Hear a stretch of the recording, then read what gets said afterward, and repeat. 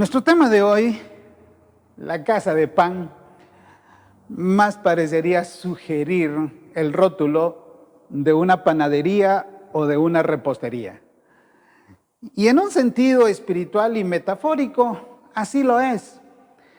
Porque resulta que el versículo que vamos a usar como referencia para nuestro mensaje, Mateo capítulo 2, versículo 6, hace referencia a Belén, el lugar donde nació Jesús. Y resulta que Belén significa casa de pan. Para explicarlo mejor, voy a leer el versículo primero. Y dice, y tú, Belén, en la tierra de Judá, no eres la más pequeña entre los príncipes de Judá, porque de ti me saldrá un guiador que apacentará a mi pueblo Israel. Como les mencionaba, Belén significa casa de pan. Y esta casa de pan nos ha provisto a nosotros, dice el versículo, de un guiador y de un apacentador. Veamos por parte esto. La casa de pan nos ha dado un caudillo, lo cual significa también guiador. Y esta casa de pan, como mencionábamos, Belén, nos ha provisto al pan de vida, que es nuestro Señor Jesucristo, el cual se autodenominó así. ¿Lo recuerdan? El Evangelio de Juan, en el capítulo 6, verso 35, hace referencia a que Jesús dijo, yo soy el pan de vida. Bastante sugestivo esto, tomando en cuenta que Él nace en Belén, la casa de pan. Y Dios nos ha provisto justamente el pan de vida, que a su vez es un guiador. Este pasaje de Mateo 2:6 es la cita de Miqueas, capítulo 5, versículo 2 al 4. Una cita que, por cierto, hicieron referencia a los sacerdotes de Jerusalén cuando fueron preguntados por Herodes en relación al lugar donde debería de nacer el Mesías. Recuerden que Herodes a su vez fue preguntado por los magos de Oriente que, guiados por la estrella, llegaron a Jerusalén preguntando dónde habría de nacer el Mesías, el rey de los judíos. Herodes no estaba percibido, ni siquiera sabía al respecto. Al menos los sacerdotes conocían la profecía y la citaron como debe de ser. El lugar justo donde Jesús nació. Belén, la casa de pan. Me gustaría hacer referencia a esta pequeñez de Belén para indicar algo como una especie de paréntesis. Y es que jamás nosotros debemos menospreciar la sencillez, la pequeñez de algo, porque no sabemos lo que Dios a través de eso puede hacer en nuestra vida. Del lugar menos pensado, Dios trae la bendición para nosotros. Del lugar y de la persona que a veces menos pensamos, Él trae la provisión. Así que no menospreciemos nada ni nadie por su pequeñez, ni tampoco por su lugar de origen, porque Belén era insignificante en cuanto a tamaño en Judea. Sin embargo, de ese lugar nació el hombre que partió la historia en dos. Nunca menospreciemos a una persona por su lugar de origen, ¿ok? Cierro el paréntesis. La casa de pan, entonces, acá nos indica que Él nos ha dado un guiador. El término griego traducido por guiador, te digo, significa comandante, líder con autoridad. Habla de aquel que indica cuál es el mejor camino y que nos da las indicaciones para seguirlo.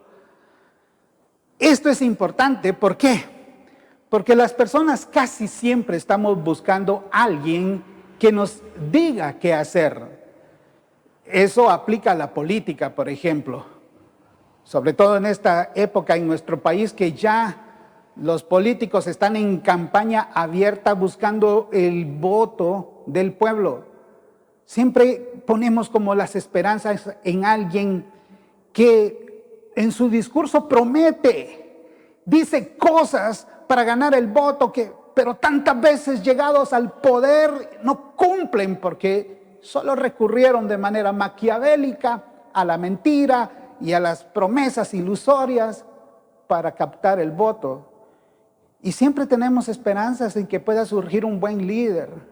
Dios tenga misericordia de nuestro país y en medio de tanta oferta que ni siquiera sabe uno a quién elegir, Dios tenga misericordia y nos conceda un liderazgo probo, un liderazgo adecuado para nuestra nación.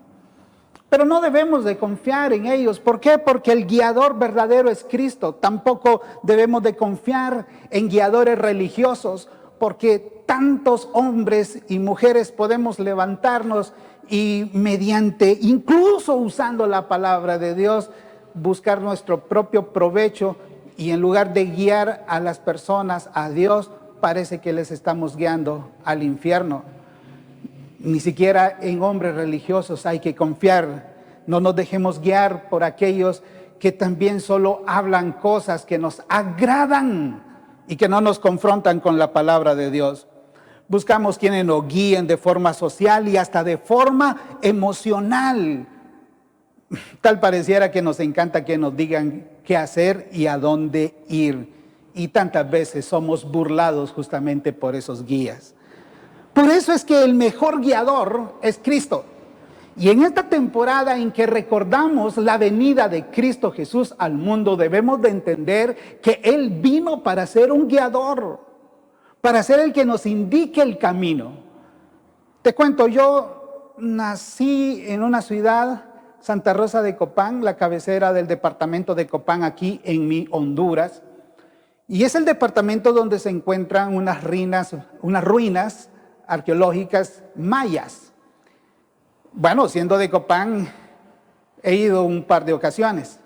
Pero la primera vez que fui, recorrí el lugar por mi propia cuenta. Y fue rápido.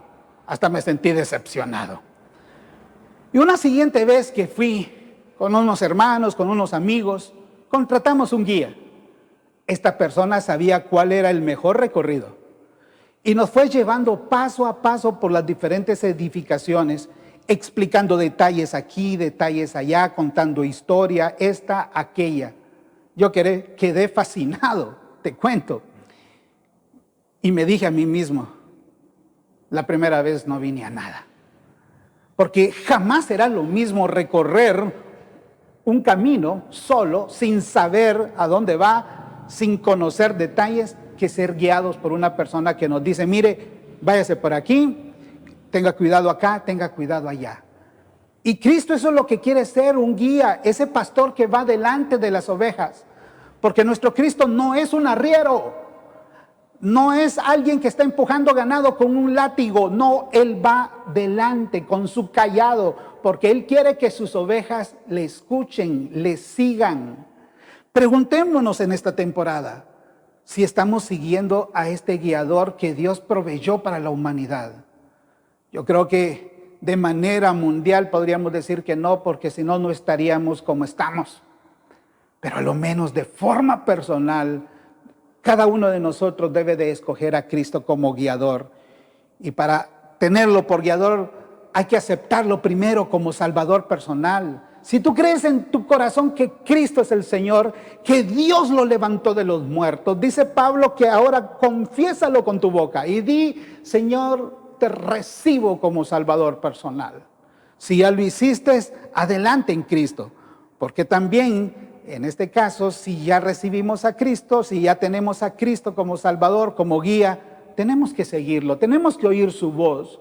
No puedo decir yo, Jesús es mi pastor, y no seguirlo, porque entonces solo estaré repitiendo de una manera poética y romántica una expresión bonita, pero que no significa nada porque no lo estoy obedeciendo, en especial cuando Él nos ha dejado un manual de vida tan claro para seguirlo. Cristo debe de ser nuestro guía.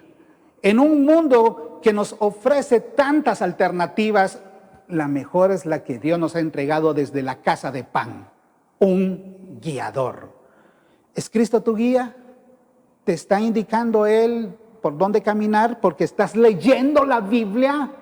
no porque estás escuchando otras voces, sino la voz del pastor es la voz que debemos de oír para ser guiados. Ojalá que Él te esté guiando. Pero además el texto también afirma que de este lugar de Pan ha surgido un apacentador. Apacentar es la labor del buen pastor. Quiero hacer referencia en este punto que Belén también fue el lugar de origen de David, que si tú recuerdas la historia bíblica, fue pastor de las ovejas de su padre, pero luego Dios lo constituyó en rey de Israel. Este David nació en Belén y se convirtió en tipo de nuestro Señor Jesucristo, quien también es pastor y rey. Y ambos entienden lo que es apacentar. Porque apacentar literalmente es conducir las ovejas a donde hay buen pasto. El pasto delicado del cual nos habla el Salmo 23. ¿Recuerdas? Que así dice. Él nos quiere dar justamente el alimento. Y mientras estamos pastando, Él quiere estar vigilándonos.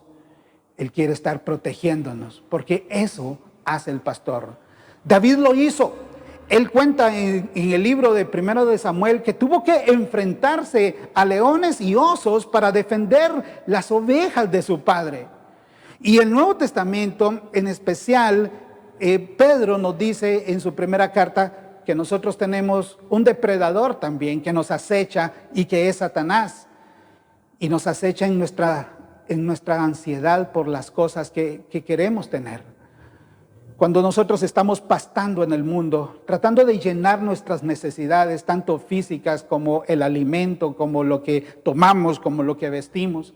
Cuando estamos tratando de llenar nuestras necesidades emocionales como de amor, de afecto, de aceptación, el enemigo nos está acechando. El enemigo está allí tratando de querer destruirnos y a veces cuando las necesidades no son satisfechas de manera adecuada, cuando no tenemos el suficiente dinero, cuando no tenemos la suficiente provisión, Él puede tentarnos, acecharnos allí. O cuando las necesidades emocionales no han sido satisfechas, sentimos que nos han traicionado, sentimos que no nos aman, sentimos que nos rechazan, el enemigo nos acecha allí. Pero el Señor está allí para apacentarte y cuidarte y protegerte del depredador. Y eso significa que nos toca entonces a nosotros como ovejas estar atentos a la voz del pastor y no separarnos del rebaño, no separarnos del cuidado del pastor.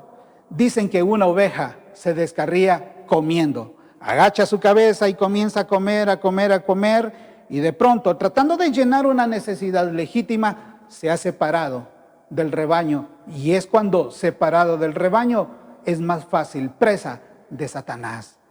No nos alejemos del rebaño, no nos alejemos del pastor, porque Él tiene el pasto delicado para nosotros.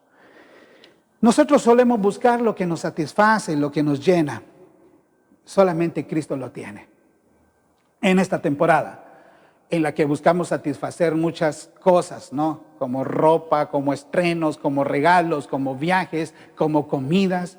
Preguntémonos si de verdad estamos satisfechos espiritualmente, porque es la satisfacción que más deberíamos buscar, porque desde esa satisfacción espiritual es que podemos tener plenitud verdadera.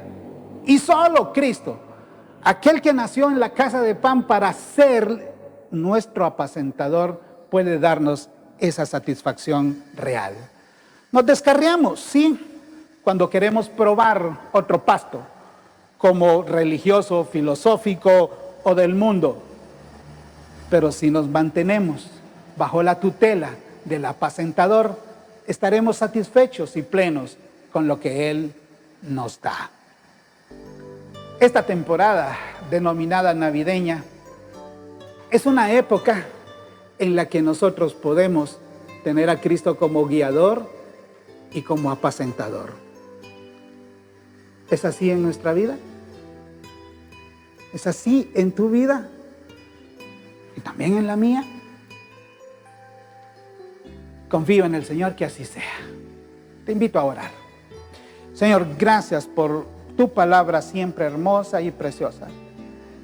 y en especial por recordarnos que en Belén, la casa de pan, allí hiciste nacer al guiador y al apacentador, al pan de vida. Señor, en un mundo en el que las personas estamos buscando guías y personas que nos protejan, nos equivocamos cuando recurrimos a líderes políticos, religiosos y de otra índole, cuando el único que puede de verdad guiarnos y apacentarnos debidamente es Cristo. Toca el corazón de aquellos que todavía, Señor, no te han recibido y hazlos venir a tus pies. Te lo pido en el nombre de Jesús. Amén. Que el Señor te bendiga, que el Señor te guarde. Si quieres entrar en contacto directo conmigo, pues ahí te dejo mi correo y mi teléfono por si quieres escribir y quieres que hablemos más acerca de este guiador, de este apacentador de forma personal. El Señor te guarde. Amén.